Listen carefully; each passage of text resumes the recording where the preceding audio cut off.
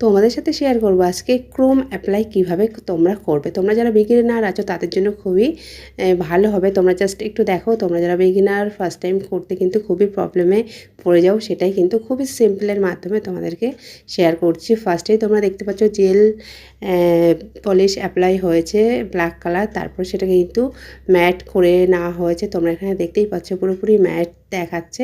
তার উপরে কিন্তু বিল্ডার জেল জাস্ট মাঝ বরাবর দুটো লাইন টেনেছি যেখানে ক্রোম অ্যাপ্লাই করব। সেটা যে কোনো কালারেরই ক্রোম হতেই পারে।